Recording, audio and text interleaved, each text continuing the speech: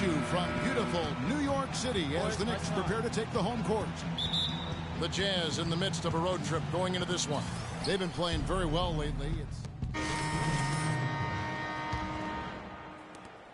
So for the Jazz, their last game, a loss to Charlotte. Yeah, and the foul trouble. Coming down the stretch, you know, they didn't have the guys on the floor you'd like to have out there, nor could they be as aggressive on the defensive side of the ball.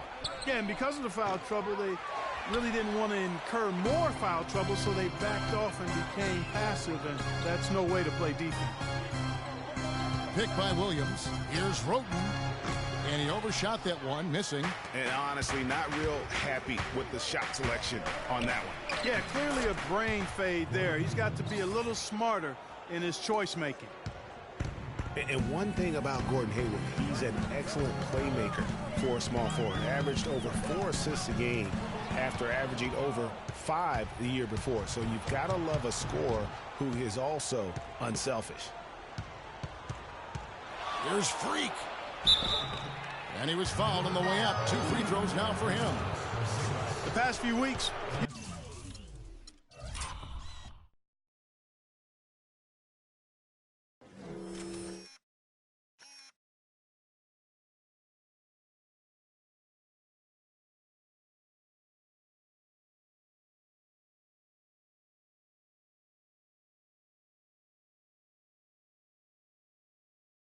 You can see how Utah stacks up.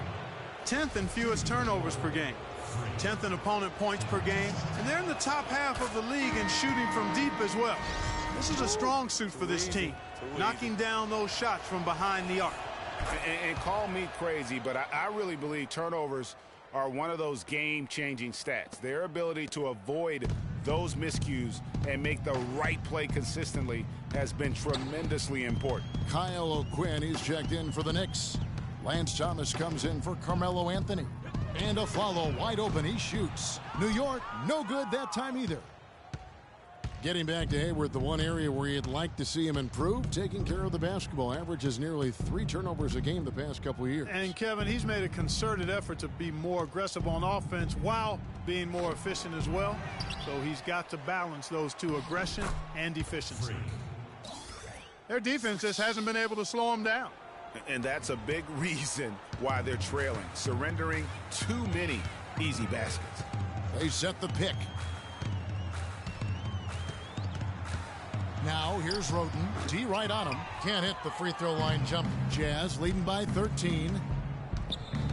Burks kicks to Freak.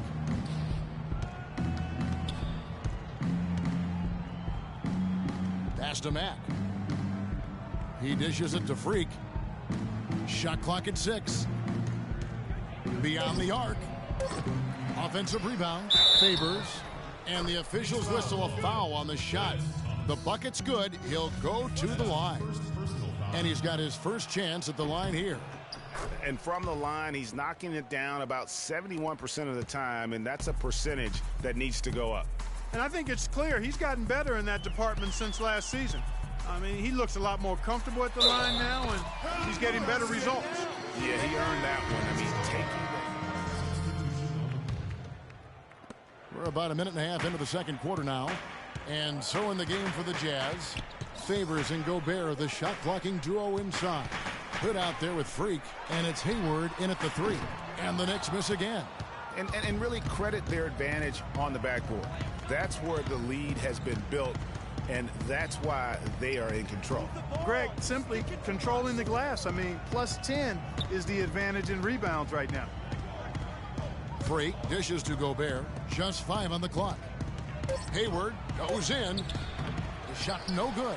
And New York the other way now. They're coming off that win against Philadelphia. They just weren't challenged. I mean, nearly as much as they should have been in that game, at least when they had the ball. Yeah, it was a mismatch. I mean, the defense from the start was on its heels practically the entire game. From the sideline, let's catch up with Doris Burke. Well, Kev, Freak in the last matchup against the Hornets did some really solid work on the floor. He had 11 points, and he also added a few assists as he set up his teammates as well. He was just too much to handle as he came off the bench to turn in a great outing, guys. They hope it continues. Thank you, Doris. He was the player they leaned on that night. He didn't disappoint them. Not at all. Came through in a big way. Whatever they needed from him, he was able to deliver. Well, I think he actually gave them a little more than what they needed. Terrific all-around effort. Anthony, the pass to Calderon.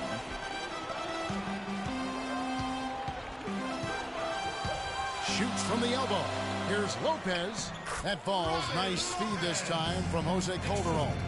I love the ball movement there. He put that on a silver platter. Just served him up. One thing about Jose Calderon, you could see the frustration in him last season playing a career-low 42 games. And his averages were down pretty much, Greg, across the board. Yeah, and Kevin, he was brought in to kind of invigorate the Knicks' point guard position, but following a preseason calf injury, you know, he missed the team's first 13 games and never was able to really get going. Remember, coming into a new system where he had to learn how to play different.